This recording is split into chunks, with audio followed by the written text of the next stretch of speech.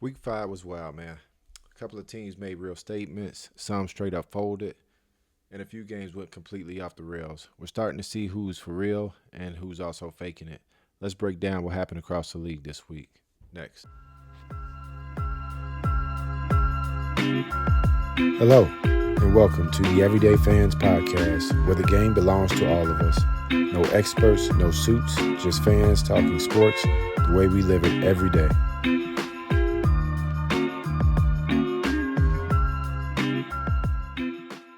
Hi, and welcome in to another episode of the Everyday Fans Podcast. I appreciate you all for taking the time out to check out the channel. First and foremost, thank you for your time. I really do appreciate it. If you wouldn't mind subscribing, hitting the like button, any kind of interaction with the channel helps. Just the YouTube algorithm just puts the videos to other people who may be interested in NFL style content. So um, please do all of those things if you would. It's free. It doesn't cost you anything. Um, while weekend in NFL, right? While weekend in football, period. I know I haven't touched on a whole bunch of college football um, yet this year. We'll probably do that more as the season winds down and they get more into playoff mode. A lot happening in college football, but the way I like to do these shows on Tuesday is, I kind of update my power rankings and I review the week in that way. So, um, we'll go ahead and jump right ahead and get into that um, in terms of what that looks like for me. Um, Going 1 through 32, I'll kind of just highlight every team at least a little bit more focusing on the teams at the top and not the teams way down at 31, 32, right? So, without further ado, we'll get right into it. So this week the top five goes as follows. Bear with me on the logos this week as my schedule's changed and I just haven't had a lot of time uh, to get even a second video up as I kind of plan to each week. I'm thinking about going live uh, on Friday or maybe Sundays. I'm just trying to figure out that schedule in terms of just talking about what's happening. So um, back to the power rankings here. In the elite tier, number one, the Colts. Number two, the Lions. Number three, the Buffalo Bills. Number four, the Eagles. And number five, the Tampa Bay Buccaneers.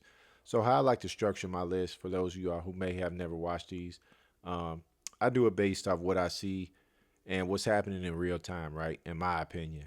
So, that doesn't mean, the Colts will be favored in every game, if you're in a, sports betting or um, any game they play. They've just been the hottest team right now. The only game they lost was to the Rams, who I think is a very good football team, and they're taking care of business and they're looking good doing it. They don't have a lot of turnovers. They're a team that can run a football. Daniel Jones is a mobile quarterback, but he's also distributing the ball well to his playmakers. Tight end rookie Tyler Warren looks really well. Has been a matchup problem. He has some deep down the field threats and uh, Pierce and just some matchup issues with Downs. Michael Pittman being the number one receiver there, and their defenses look good, right? So that's why the Colts get the number one team. They've just looked very clean as far this year outside of the one loss, which came down to like a end of the game play from the Rams to end up winning that game. Number two is the Lions, maybe the hottest offense in football right now, as they kind of got that going against my Chicago Bears in week 2 and just haven't really looked back since then, right? So has really kind of just dominated most defenses that they face it to this point, except for the Packers opening week. And looking back at that now, maybe I look at that as the Packers just had a lot of momentum, a lot of juice coming in from the offseason. And maybe that just, can carry you for a game. And it clearly carried them in that game. But the Lions have figured it out a little bit here and they look good. That's why I have them at 2. Number 3, the Buffalo Bills. They are a team that lost on Sunday Night Football to a division rival. Um, Josh Allen made some comments after the game. They just didn't look good. It didn't look clean. I'm not worried so much about this team during the regular season. Their issues generally come in the postseason against some of these teams that have just kind of plagued them to this point. But we'll see how that goes. Buffalo not dropping too much, dropped 2 spots from number 1 They do have the same records at 4-1 as the Colts, but again, Colts are on a winning streak. Buffalo Bills losing their most recent game here. Uh, let's see if they can get it back on track next week. The Eagles. So this one is something I mentioned. I believe it was last week. Um, Offensively, I think they have some identity issues. They're a team that wants to run the football, but this past week they didn't even run it as much as they normally do. So I don't know if that was trying to get AJ Brown involved more or whatnot. And I already think their defense took a hit with some of the players that left in free agency. So something I've already talked about on the channel here. So the Eagles, I'll still hold them up there because I think top to bottom their roster is still pretty good. They're not a team that just fully worries me, but what's starting to worry me is the offensive side of the ball. And I actually thought the defensive side of the ball was going to be the side that, maybe regress a little bit more. Hurst, you know, he's not hitting guys. He's missing some guys deep. Had AJ Brown on the past Sunday that he missed. That if he hits that play, that game is totally different. They probably don't lose to the Broncos, but they did lose to the Broncos at home. Um, we'll see how they bounce back. They have a short week here against the Giants, going on the road up to New York here. So they get an opportunity to get right back on the winning streak here. Tampa Bay Buccaneers. I hear the cardiac arrest kids, Baker Mayfield, and whoever's out there because they're getting it done with a lot of injuries. Um, they're winning games, man, and it's coming down to the last drive. If you give this team the ball with a minute or two, maybe even less, with the opportunity to tie or go and win the game, I'd be worried if I'm playing them. If the Bears are playing, Tampa Bay, they're not on our schedule this year, but the only way we would see them is the playoffs. But if we had them on a schedule and we go up late, we give them a minute left on the clock, and they have at least one timeout. If they can go down and tie the game with a field goal or win the game with the field goal, I'm very worried with the new kickoff dynamic, being able to get the ball to the 30 and 40-yard line relatively easy. Um, these guys just understand how to get it done. Baker understands how to get his guys the football. Emeka Mbuka, shout out Ohio State wide receiver. Um, Looking really good coming into the season. Godwin's trying to get back going here. Mike Evans will be back at some point. So this team is primed to be at the top of the NFC at the end of the year. I see nobody standing in their way to win the NFC South. So that'd be the top five, my elite tier list to this point. And some of these teams here aren't that far down. If we go into more like a contenders tab, really the next two tabs are contenders. They're title different, but the next two tabs are both contenders. Uh, Number 6 being the 49ers, getting a big win on the road, even though they're very banged up. The scheme, the scheme is been very strong offensively and defensively, even with the injury. So this is a team that I didn't project them to win last week. I think that the culture and what they've done there the last few years, and really the last few decades, going back to the '90s, right, with Jerry Rice and those boys, um, they're a good organization and they know how to win, right? So a lot of teams can learn just from uh, the way the 49ers go about business, right? On and off the field. But ultimately, they're able to get the job done against the Rams with some late plays, with some gussy throws from Mac Jones. He looked a little banged up in that Thursday night game. Able to hang with Stafford in that game and get the job done, man. So 49ers at 6. Last night's game, the Jacksonville Jaguars, uh, they hold on they come back actually to beat the Kansas City Chiefs. The Chiefs they still can't get out of their own way, right? They got players, 30 plus $1 million player toward the end of the game there. I don't know if you guys seen that, but if not, go check it out on I'm sure you can find it anywhere, TikTok, YouTube short or something. Chris Jones not giving effort as Trevor Lawrence falls down multiple times late uh, to score the go ahead touchdown there.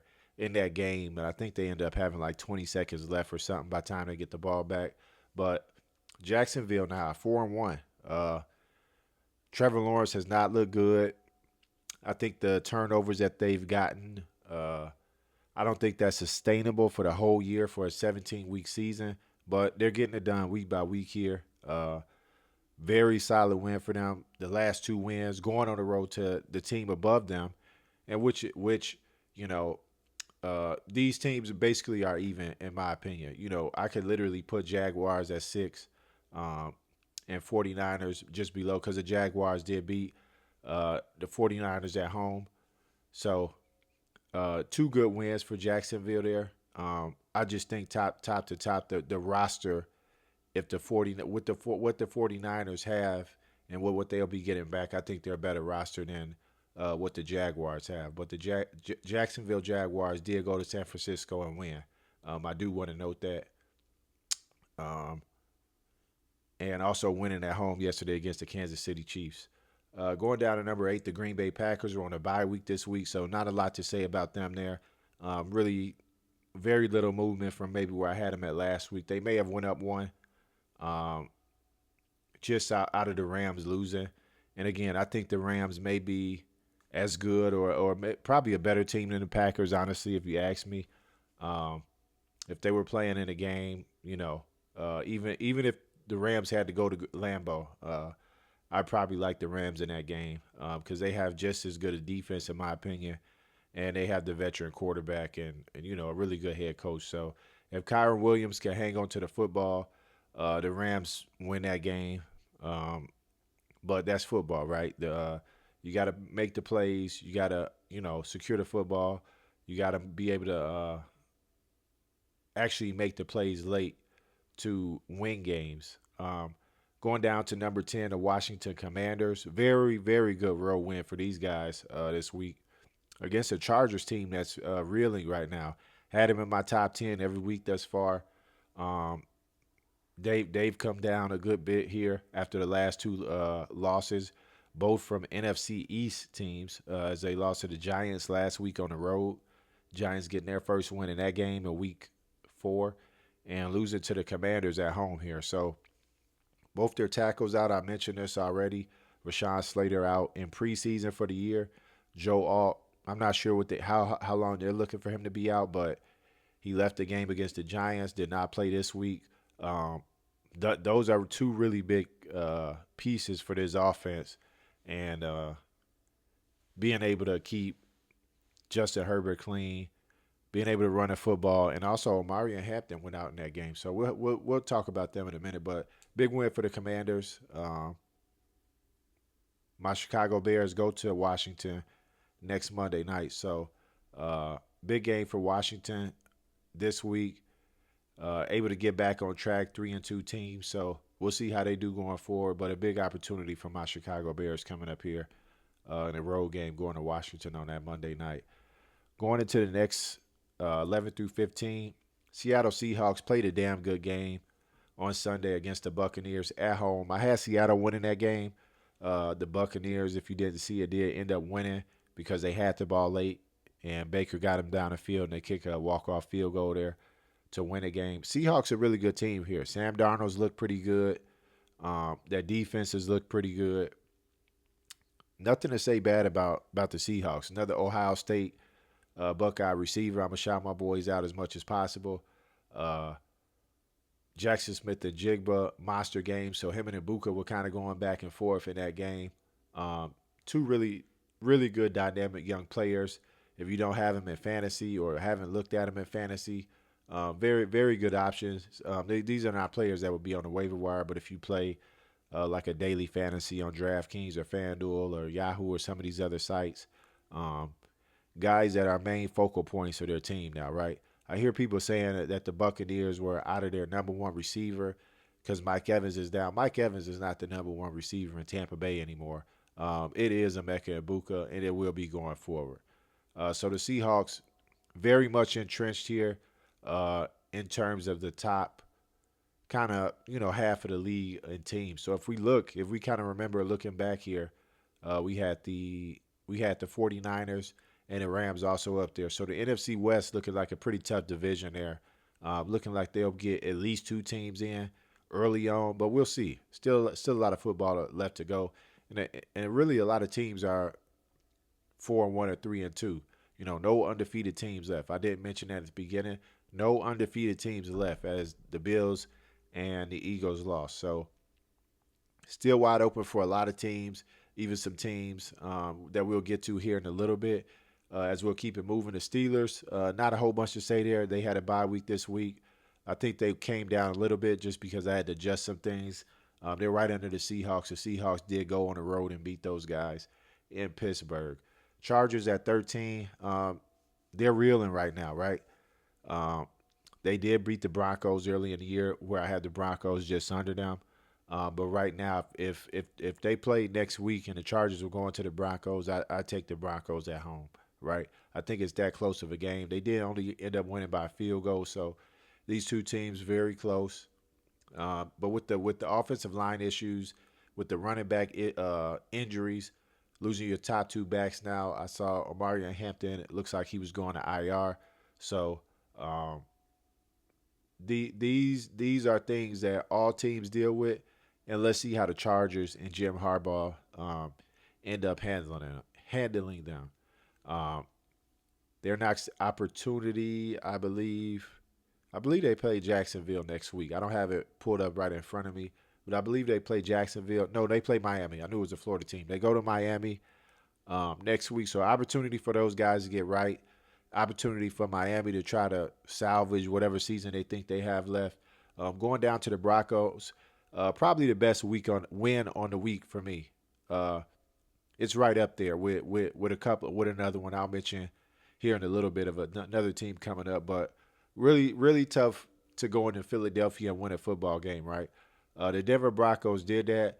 They hung in there. I think they scored 18 points in the fourth quarter, if I'm not mistaken. So not giving up after the offense hadn't really been able to get it done. The defense, this is a really good defense, man.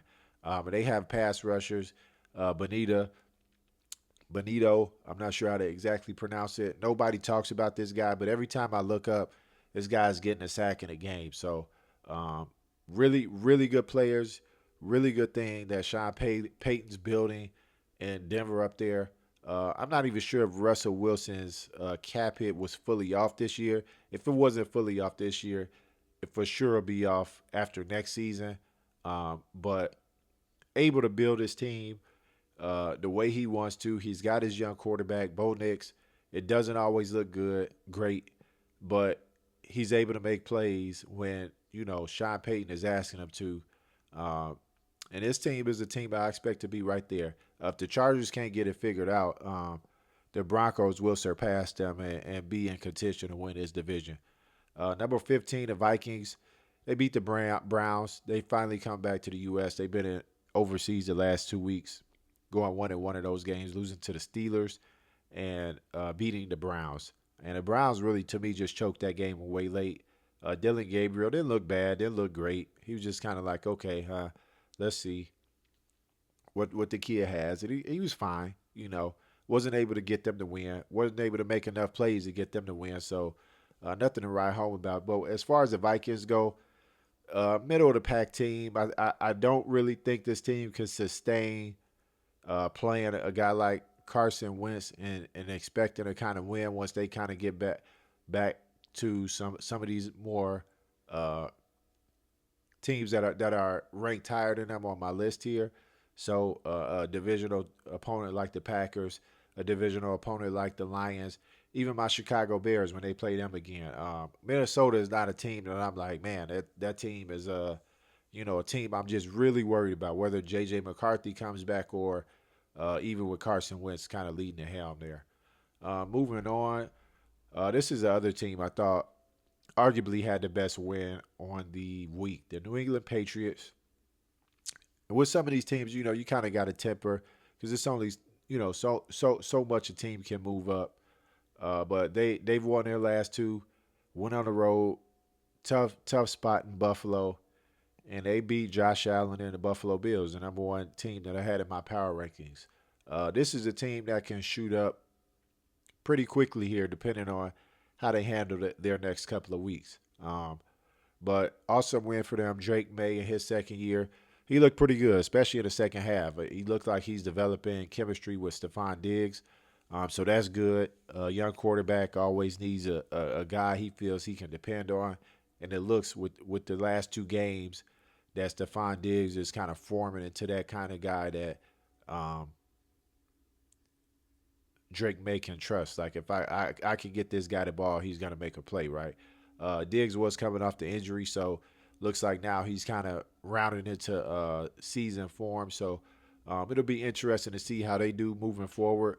As that division is just the Bills at the top, Miami and New York are Jets are yeah they ain't doing nothing. Moving on to the Chiefs,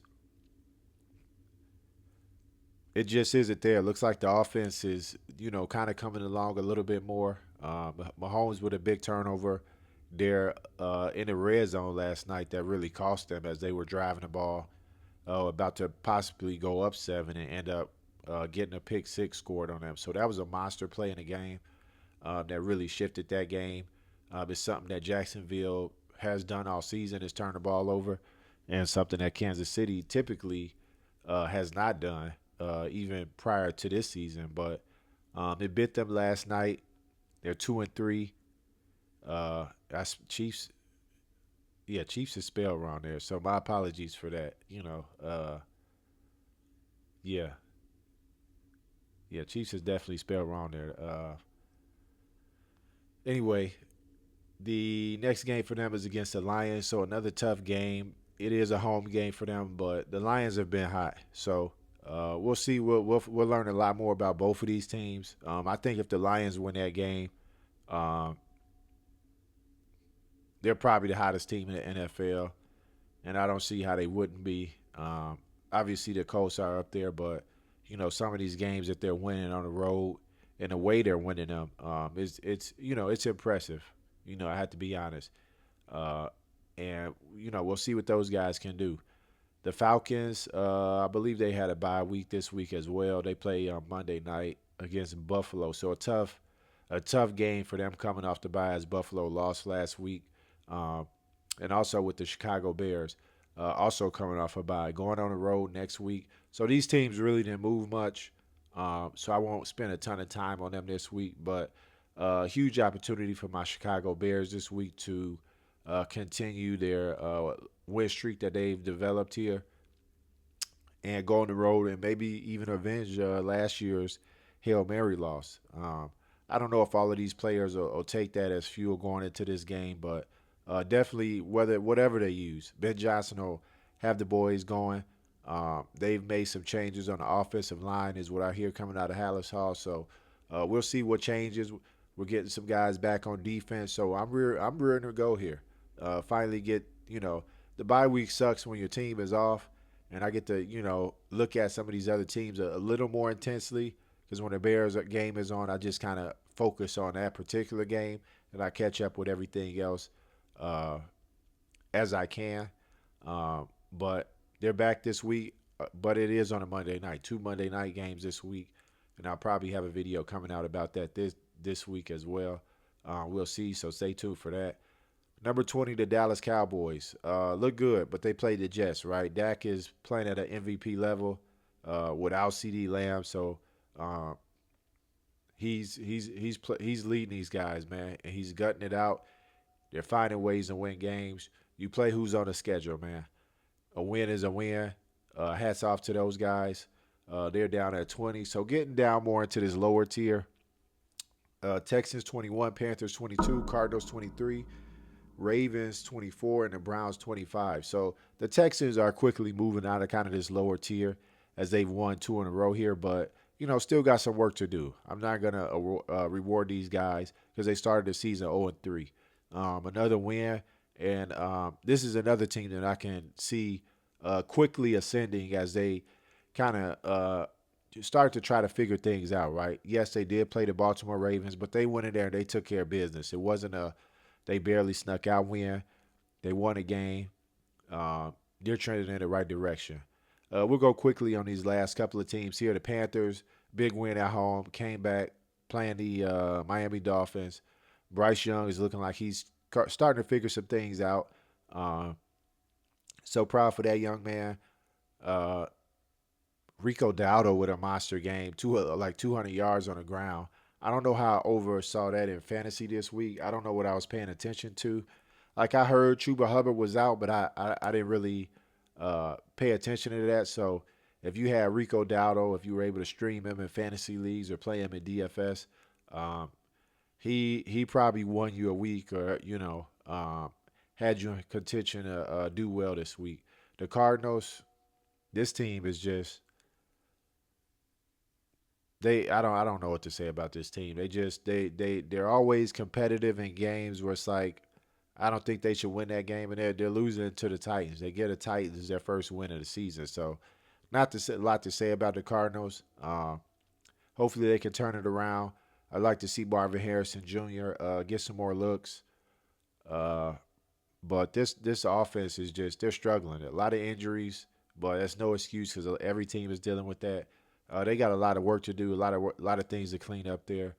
So we'll see what they're gonna do in a tough division. Clearly the worst team in that division in the NFC West. The Ravens are just free falling.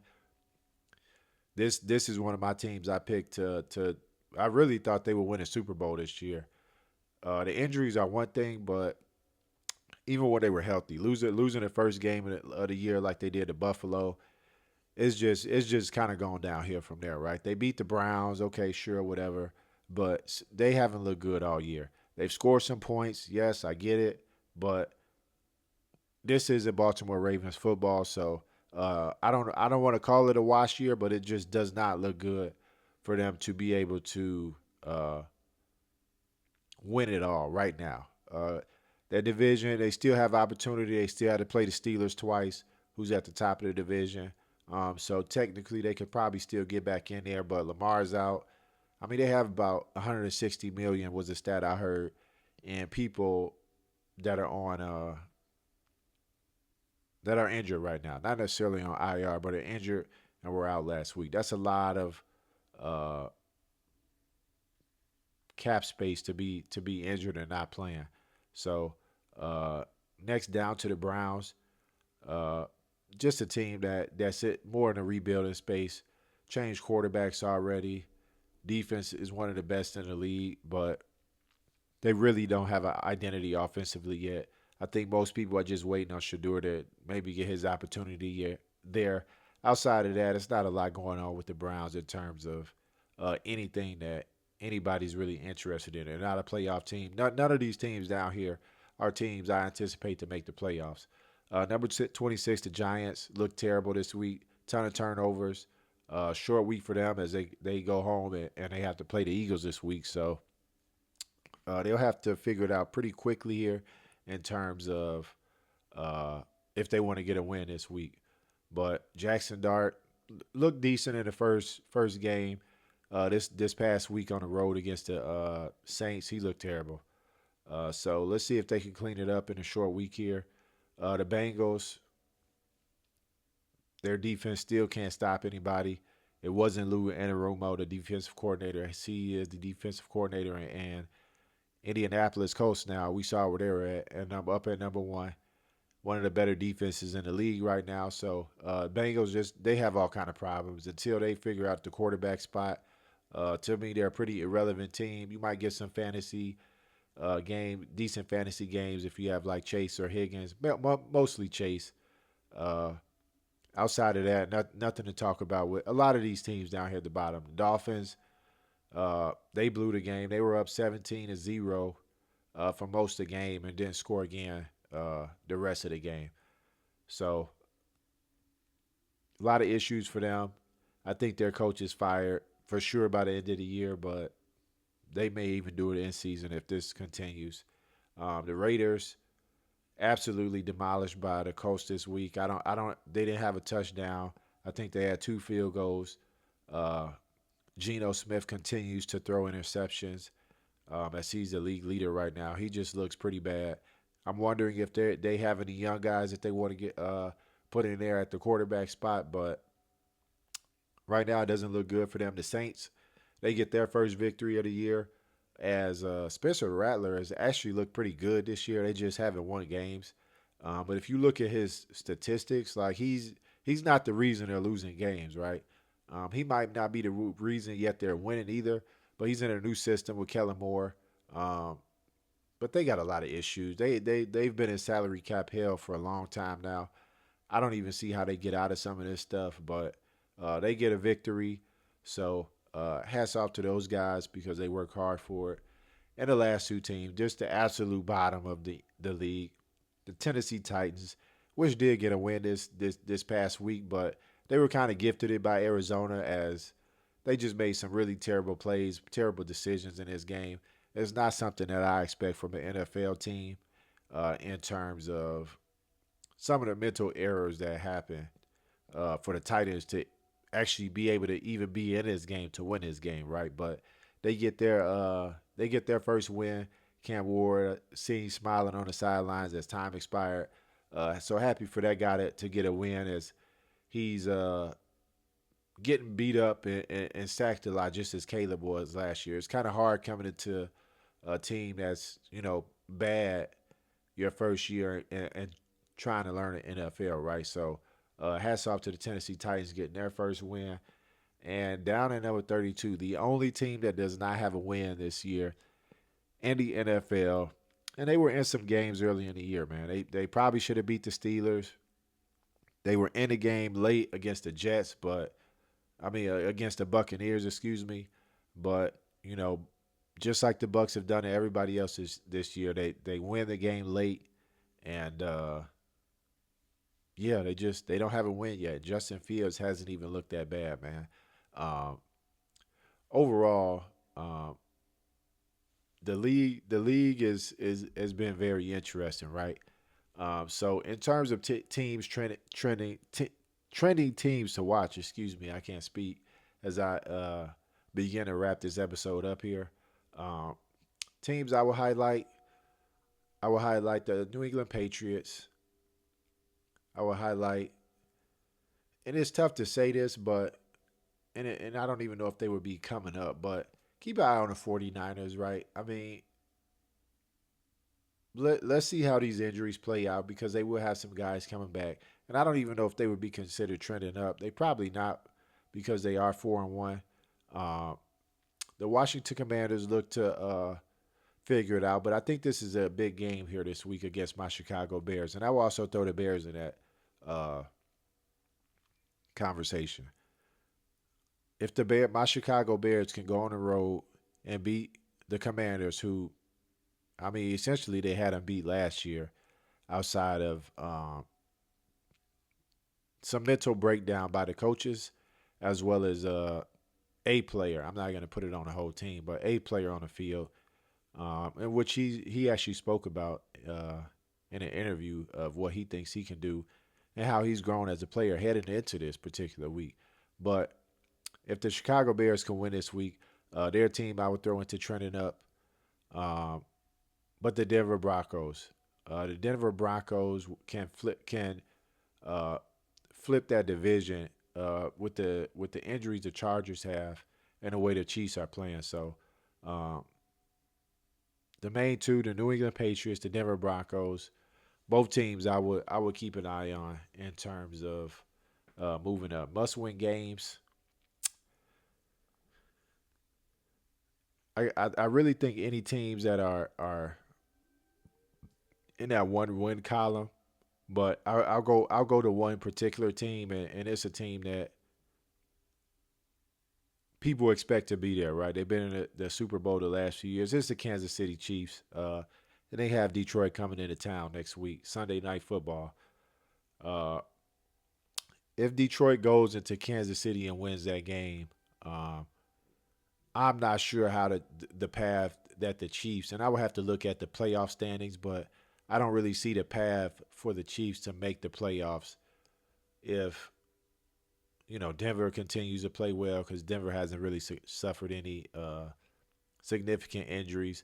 You can't look at the Chargers who've had some injuries and say, okay, well the Chargers are banged up. Maybe they could keep pace with those guys, but the Chargers are already 3-0 in the division. So uh, still, with a Jim Harbaugh led team, I'm not sure that's something you can look at, right? So I think Kansas City is the must-win game going into the next week. And the biggest surprises so far this season, um, I still have to go with the same two teams, man, as they continue to keep winning. The Indianapolis Colts, and I'll even throw the Lions in there. I'll go to Indianapolis Colts, the top two teams in my power rankings. The Lions, we know they've been good, but losing both coordinators and just a hiccup to start the year against the Green Bay Packers. But the way they've played football has been phenomenal thus far. So hats off to those guys, Dan Campbell, that whole roster, being able to kind of flip the page from the offseason as well as week one and continuing to uh, just improve as a football team, right? And also the Jacksonville Jaguars. It's still early. 2-4-1 teams in that division. So we'll see. We'll look for that matchup in the next couple of weeks because those are divisional opponents. So it's a chance they could not play till later in the year. But Indianapolis struggles going to Jacksonville, so I will note that early in the year, uh, they struggle playing in Jacksonville. So if the first game that they play head to head this year is in Jacksonville, um, I'd be very interested in that game because I would imagine the Jaguars are favorite, but who knows. So that'll do it for this week. Uh, Thank you guys for bearing with me. Like I said earlier, schedule changed, and kind of just life is happening right at all times for everybody. But this is something I'm passionate about. This is something I'm going to continue to keep trying to do. I'm trying to be as consistent as possible, but uh, the way my schedule works is just crazy to kind of get some of this stuff done, get it uploaded, edit it, all of those type of things. So I appreciate everybody that has given any time, even if you haven't liked, commented, or subscribed. Thank you for just viewing a video. And if you would, again, it just helps the channel. So hit that subscribe button down below, share it, comment. Let's talk about it. We could talk in the comments. I will. As long as the channel is up, I will try to communicate with the people in the chat, or not the chat, but the comments as much as possible. So any takes, any suggestions, anything you think I'm just totally off on, let me know. Let's talk about it down in the comment section. And until the next video,